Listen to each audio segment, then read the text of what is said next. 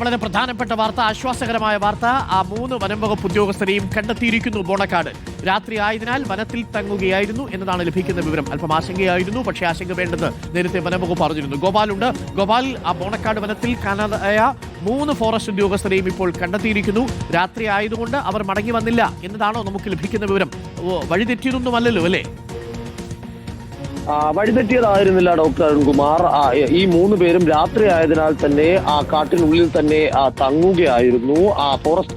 Palode forest റേഞ്ചിൽ നിന്നുള്ള beat forest officer Rajesh, അതിനോടൊപ്പം തന്നെ ഫോറസ്റ്റ് വാച്ചർ മറ്റൊരു രാജേഷ്, വനിതാ ഉദ്യോഗസ്ഥയായിട്ടുള്ള സെക്ഷൻ ഓഫീസർ ആയിട്ടുള്ള വിനീത എന്നീ 3 പേരെയാണ് ഇന്നലെ കാണാതായത്.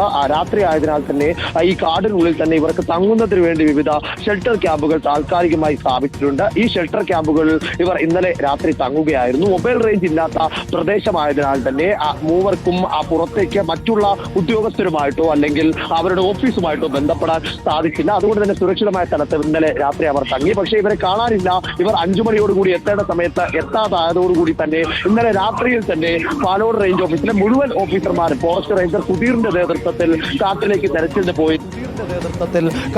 തെരച്ചിലിന് പോയിരുന്നു. ആ തെരച്ചിൽ ഇന്ന് പുലർച്ചെയും രാത്രിയിൽ അവിടെ തങ്ങി. ഇന്ന് പുലർച്ചെയും ആ തെരച്ചിൽ പുരോഗമിക്കുന്നതിനിടെ ഈ തെരച്ചിൽ നടക്കുന്ന സ്ഥലത്തേക്ക് ഈ 3 ഉദ്യോഗസ്ഥരും നടന്നെത്തുകയായിരുന്നു. നടന്നു വരുമ്പോൾ അവരുടെ ആരോഗ്യനില സുരക്ഷിതം തന്നെയായിരുന്നു. മറ്റ് അപകടങ്ങളോ മറ്റെന്തെങ്കിലും തരത്തിലേക്കുള്ള ബുദ്ധിമുട്ടുകളോ അവർക്ക് നേരിടേണ്ടി വന്നില്ല. ഈ 3 പേരും ഇപ്പോൾ തെരച്ചിലിനായി തേടിപ്പോയ ഫോറസ്റ്റ് സംഘത്തിനോടൊപ്പം, അന്വേഷണ സംഘത്തിനോടൊപ്പം ചേർന്ന് ഇപ്പോൾ തൊട്ടടുത്തുള്ള അടുത്ത ഷെൽട്ടർ ക്യാമ്പിലേക്ക് സഞ്ചരിച്ചു കൊണ്ടിരിക്കുകയാണ്. ഇന്നലെ രാവിലെയോടുകൂടിയാണ് 3 പേരടങ്ങുന്ന 3 സംഘങ്ങൾ പാലോട് പരുത്തിപ്പള്ളി റേഞ്ച് മേഖലയിൽ കടുവാ സെൻസസിനായി പോയത്. ധാരണ പ്രകാരം ഇന്നലെ 5 മണിയോടുകൂടി പരുത്തിപ്പള്ളിയിലെ മറ്റൊരു ഷെൽട്ടർ ക്യാമ്പിൽ ഈ 3 സംഘങ്ങളും എത്തിച്ചേരേണ്ടതായിരുന്നു. എന്നാൽ ഇതിൽ 2 സംഘങ്ങൾ മാത്രമാണ് ഇന്നലെ മടങ്ങിയെത്തിയത്. ഈ രാജേഷും വിനീതയും അടങ്ങുന്ന 3 അംഗ സംഘം മടങ്ങിയെത്തിയില്ല. ഇവർക്ക് കൂടുതൽ ഉൾവനത്തിലേക്ക് പോയതിനാൽ തന്നെ ഇവർക്ക് ബന്ധപ്പെടുന്നതിന്, അതായത് പുറത്തേക്ക് ഫോറസ്റ്റ് റേഞ്ച് ഓഫീസറെയോ മറ്റ് കൂടെ പോയവരെയോ ഒന്നും ബന്ധപ്പെടാൻ സാധിച്ചിരുന്നില്ല. ഇതോടുകൂടിയാണ് ആശങ്കയുണ്ടായത്. കാരണം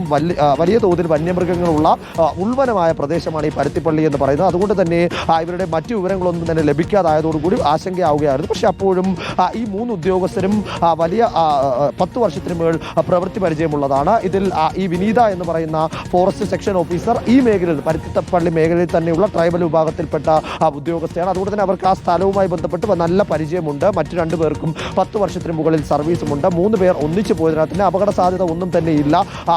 ആശങ്കപ്പെടേണ്ടതോ അല്ലെങ്കിൽ എന്തെങ്കിലും തരത്തിലേക്കുള്ള അപകടമുണ്ടാകുമെന്നതോ തരത്തിലേക്കുള്ള വിവരങ്ങളൊന്നും തന്നെ വേണ്ടതില്ല എന്ന തരത്തിലേക്ക് ഫോറസ്റ്റ് ഉദ്യോഗസ്ഥർ നേരത്തെ തന്നെ അറിയിപ്പ് നൽകുന്നു. അപ്പോഴും ഈ സുരക്ഷാ പ്രശ്നങ്ങളുള്ളതിനാൽ, വന്യമൃഗങ്ങളുള്ളതിനാൽ തന്നെ രാത്രിയിൽ തന്നെ ഈ ഫോറസ്റ്റ് ഉദ്യോഗസ്ഥർ പരിശോധനയ്ക്കും തെരച്ചിലിനും വേണ്ടി സംഘമായി കാട് കയറുകയായിരുന്നു. രാത്രിയിലെ ഇരുട്ടും മൂലം പരിശോധന നീട്ടിക്കൊണ്ടു പോകാൻ കഴിഞ്ഞില്ല. കാരണം അതുകൊണ്ട് തന്നെ 10 മണിയോടുകൂടി പരിശോധന അവസാനിപ്പിക്കുകയും ഇന്ന് പുലർച്ചയോടുകൂടി പരിശോധന പുനരാരംഭിക്കുകയും ചെയ്യുകയായിരുന്നു.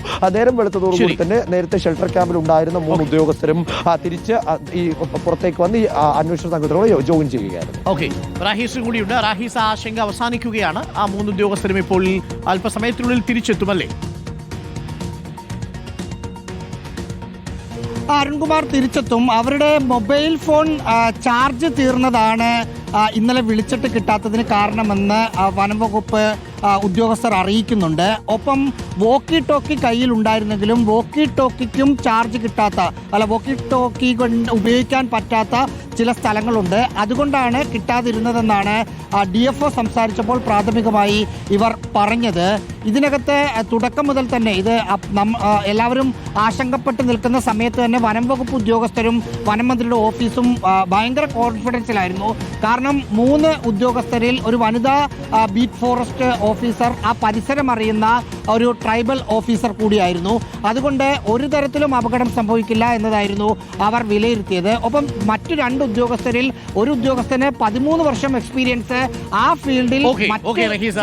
സുരക്ഷിതമായിട്ട് മടങ്ങി വരും. ഒരു ട്രക്കിംഗ് എക്സ്പീരിയൻസ് പോലെയാണ് പലപ്പോഴും ഈ ഉദ്യോഗസ്ഥർക്ക് ഈ കടുവ സെൻസസ് ഒക്കെ എടുക്കാൻ പോകുമ്പോൾ. സ്ഥലമൊക്കെ പരിചയമായ ബീറ്റ് ഓഫീസർമാരൊക്കെ കൂടെ ഉള്ളത് കൊണ്ട് വലിയ ബുദ്ധിമുട്ടുണ്ടാവില്ല.